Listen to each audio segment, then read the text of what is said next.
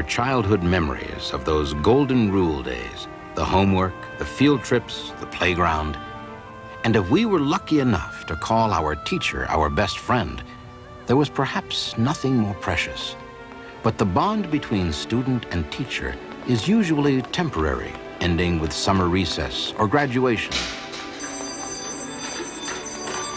However, in the case of 13-year-old Belinda Mills, the bond with her teacher was deeper and more permanent, and on one occasion proved to be nothing short of miraculous. After the death of Belinda's mother, when Belinda was only 9 years old, the little girl and her father were left to look at life through a veil of tears. To make matters worse, she had been born extremely nearsighted, and so was forced to wear thick, unattractive glasses, which only made it more difficult for her to make friends and have self-confidence in the school environment. Can you see the numbers? Maybe you need a magnifying glass. Oops, forgot. You already got a pair of those. Luckily for Belinda, she'd gotten a very special teacher, Mary Anderson, who understood that teachers can literally change the course of a young life. Ms. Anderson had worked closely with Belinda on improving her reading skills despite her poor eyesight. The two had become fast friends, and now, with Belinda moving up to junior high school, they might never see each other again.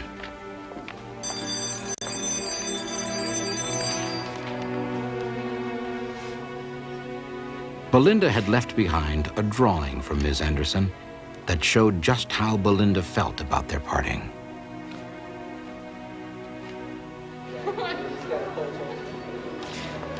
Hey, Belinda, who does this remind you of? But there were parts of Belinda's school life that she was anxious to leave behind. What are you gonna do now? Go home to Mommy and cry? No. My mom died when I was 9.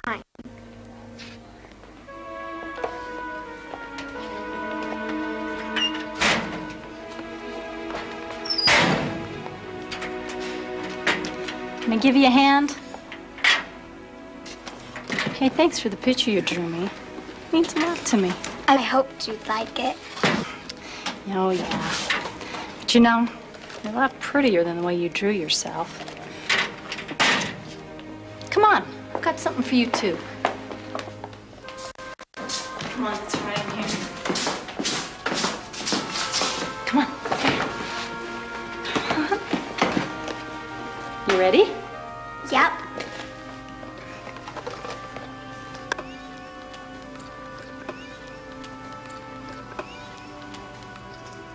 You said you wanted a picture of me. There's one inside. That's you? Mm-hmm. When I was your age, they used to call me Metal Mouth. But you're so pretty. I grew up. So are you. I want to be just like you. And sometimes I wish you were my mom. Hi. You must be Ms. Anderson. I'm Don, Belinda's dad. Hello. Oh, I'm sorry. Look what Ms. Anderson gave me. Isn't it pretty? Oh, that's nice. Hey. Oh, before I forget, I also want to give you my address.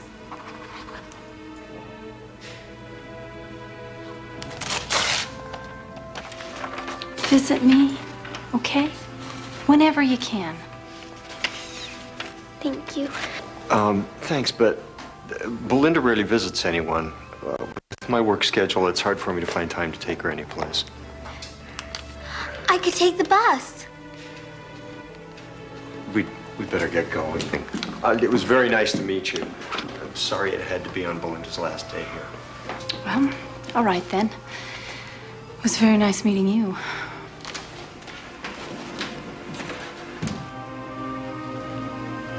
Bye, Belinda. Bye.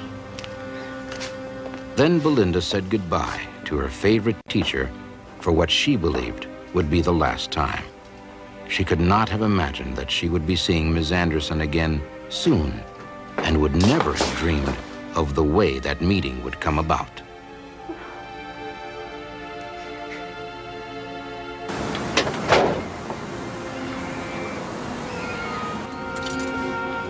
You want to go see her, don't you? I'm sorry, honey. I'm worried about you. You could lose your glasses. You could get hit by a car or something. I'm glad you got such a good friend. When your mother died, well, you need other friends besides me. Guess I'm just a little jealous. Of Ms. Anderson? Yeah. It's a really nice locket. I should have gotten something for you like that a long time ago. You do a lot of cool things for me. You're the best dad in the world. I love you very much.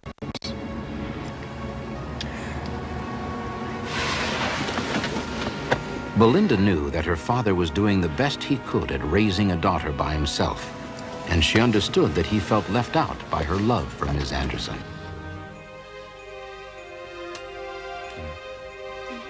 That night, Belinda's father found his relationship with his daughter had yet taken another dramatic turn. It began with a dream, a nightmare of fear and terror. He saw Belinda running hysterically from a house he'd never seen before, but it was unclear exactly what was going wrong or who was in danger. And yet, there was no question in his mind that this was no ordinary dream. He knew that whatever terrible thing he had envisioned would actually come true and pose a terrible threat to his beloved daughter. See you later. Now more worried about his daughter's safety than ever, Belinda's father kept her at home as much as possible while he worked long hours as a county maintenance supervisor. Throughout the long summer, Belinda tended the house and waited for the approach of the new school year. But when are you ever going to let me do something by myself?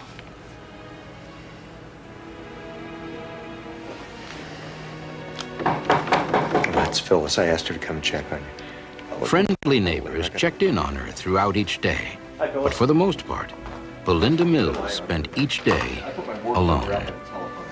So if you need anything, give me a call. Okay. See you guys. Hi. August came and went, and at last it was September. The local schools opened their doors for a new year of classes. On the other side of town, Ms. Anderson made her preparations for the first day of classes as well. It was her tradition to give each of her new students some treat of her own concoction, so the last days of August were usually spent in mixing batter and baking sheet after sheet of cookies and brownies. Ms. Anderson was up early to finish the last batch, just so she could bring them to school as fresh as possible. But on this first day of school, the pilot light in her once reliable old gas range suddenly went out. So invisible, deadly gas was slowly seeping into the room, filling the air all around Mary Anderson.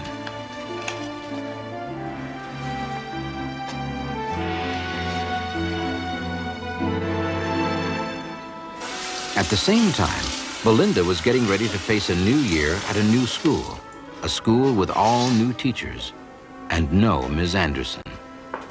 While she was packing her lunch, her father asked if she had heard the phone ring. No.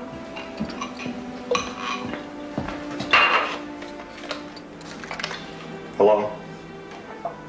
Yes, it is. Yes, I am. Of course.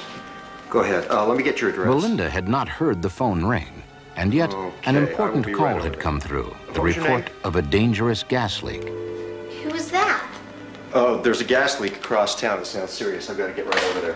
Why'd they call you? You don't check gas leaks. I know, pretty weird, huh? You didn't hear the phone ring. Oh, come on, we got to get going. I'm not going to be able to take you all the way to school. Do you trust me to ride the bus? For a moment, his memory of his nightmares returned to him, but he decided to trust Belinda to take care of herself. Sure. Please be careful, though. I promise. Okay, come on, I'll drive you. Belinda's father had never let her ride a bus by herself before. Today, she knew, marked her passage into junior high school, but into other new worlds as well. I've got to hurry. Meanwhile, unknown to anyone, the unignited natural gas in Ms. Anderson's stove was quietly overtaking her. Soon, there would be no breathable air left for her at all.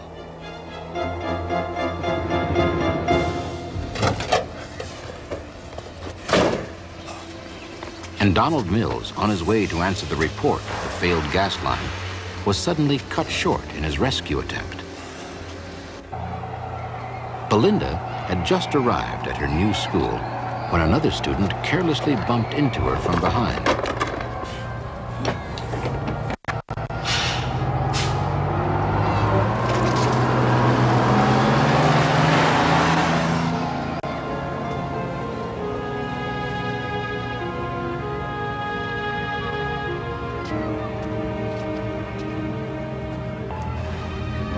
Alone, unable to see without her glasses, on her way to an unfamiliar school filled with strangers, Belinda now wished her father was there to help her.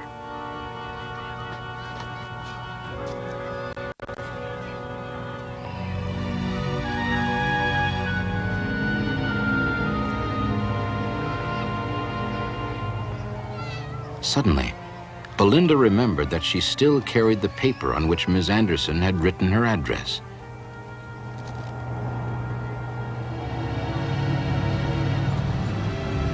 It did not occur to her that Miss Anderson should, at that time of day, have been at her own school, or that a city bus ride might cost more money than Belinda had. She acted out of instinct and desperation. I can't see, and I have to get here. Can you help me? Have a seat. This bus goes right where you're going. It's not far. Thank you. Sure thing.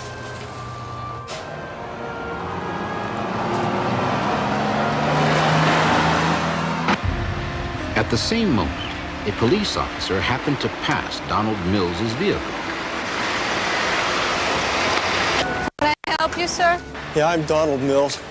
I'm a maintenance super for the county utilities office. I'm supposed to be checking a gas leak over on the north side. My truck just died on me. When did you get the call? About a half hour ago.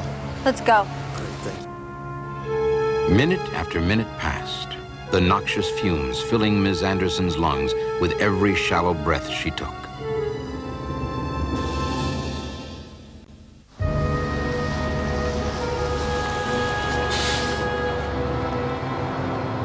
Now there's the building you want. You see it? Uh-huh. Your paper says it's number 1. Thank you. Oh, it was nothing. I have a daughter. I hope someone would help her if she was lost. Bye. Bye.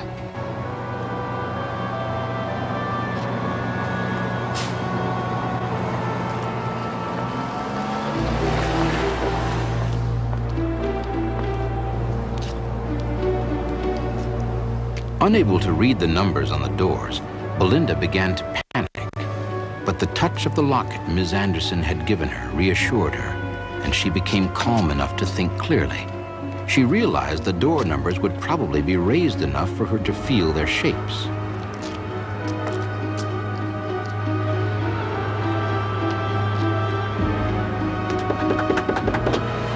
Miss Anderson? It's Belinda. Is anybody here?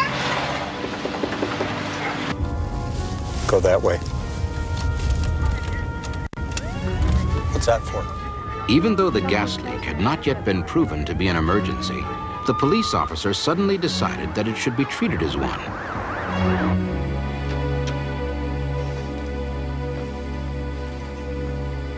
Miss Anderson! Miss Anderson! Wake up, Miss Anderson! Please, wake up!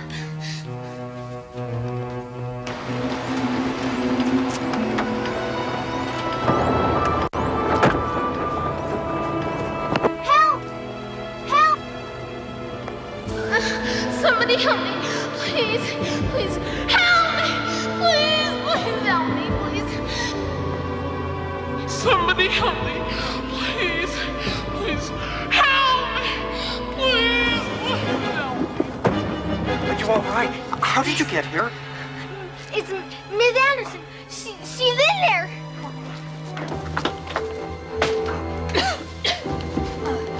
She's unconscious. I'll turn off the gas and call an ambulance. You get her outside.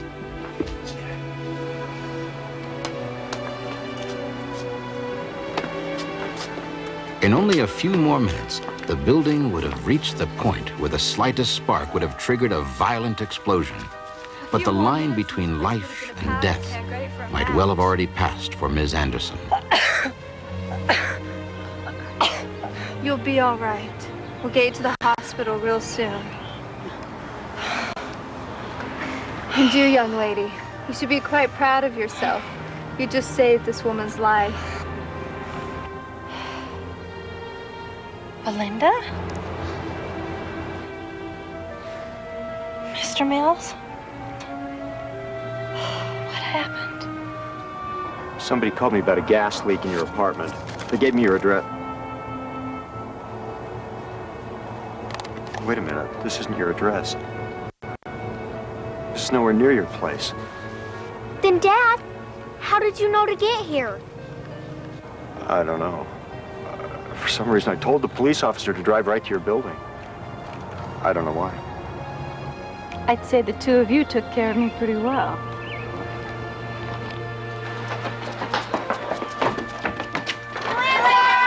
In the weeks that followed, Belinda's father and Ms. Anderson became very close, filling gaps in each other's lives that they never knew existed. In a very short time, Belinda grew in confidence and self-esteem and gained many new friends at the junior high school. Come on. Let's go. Bye-bye. And as Donald Mills and Mary Anderson grew closer, it became clear that Belinda would soon get her dearest wish, that Ms. Anderson could be her mother.